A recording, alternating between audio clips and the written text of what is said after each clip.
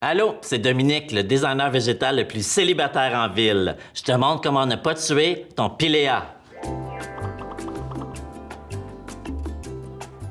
Le Pilea peperomioides est la plante la plus fashion du moment. Tout le monde veut cette plante. Ce qui s'est passé, c'est qu'il y a quelqu'un qui a trouvé cette plante-là, qui en a pris une belle photo, qui a mis ça sur les réseaux sociaux et c'est devenu hyper populaire, la plante que tout le monde voulait. Mais la maudite était introuvable au Québec. Elle vient d'arriver depuis l'année passée et maintenant, tout le monde en veut. Je t'explique d'abord son nom. Un Pilea peperomioides. Peperomioides.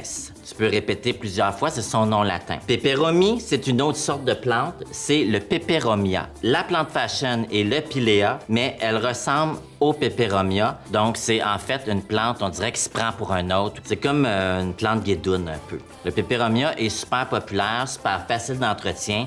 Il y en a plusieurs sortes. Comme ça, ici, c'est le Peperomia Hope Espoir. J'en ai un ici que tu as probablement déjà vu, qu'on appelle le Peperomia melon d'eau, à cause de sa feuille qui ressemble à un melon d'eau. Bien entendu, viens pas me demander si ça donne des melons d'eau. Donc, revenons au petit Pilea peperomioides ici, peperomioides. Le Pilea aime bien une bonne luminosité, mais pas de soleil direct. Il faut quand même l'arroser. C'est quand même une plante qui va te montrer aussi quand elle a besoin d'eau. Tu vas voir ses feuilles qui vont se ramollir. La caractéristique du Pilea, c'est qu'il fait des petits bébés. Regarde ici, j'en ai déjà 1, 2, 3, 4 et 5, un autre même qui est en train de sortir. Si tu vois que ton Pilea commence à avoir les feuilles pesantes comme ça, capote pas. Il est en train de pousser, ça veut dire qu'il est en bonne santé. C'est normal sur la plupart des plantes. Elles vont perdre leurs feuilles du bas pour se former un tronc. Elle peut franchement atteindre quand même une bonne hauteur. Donc à ce moment-là, tu peux garder des feuilles qui auront tombé, mettre juste le petit bout de la feuille dans l'eau. Éventuellement, avec patience et passion, tu auras des nouvelles racines dans le fond de ton verre et puis tu pourras replanter la tige. Comment faire pour enlever les petits rejetons? Je vais te montrer ça, c'est pas très compliqué.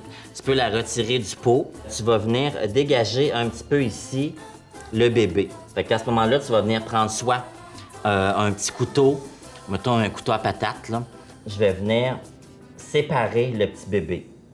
Une fois le petit bébé détaché de la plante mère, il faut lui faire tremper les fesses dans l'eau avant de le retransplanter dans un pot à lui seul. J'ai fait un petit bricolage avec des bouts de broche.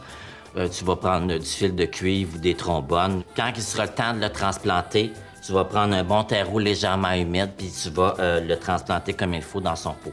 Maintenant que tu sais comment t'en occuper, dépêche-toi puis va t'en chercher un. Ça passe super vite. Hey, va t'en prendre un autre.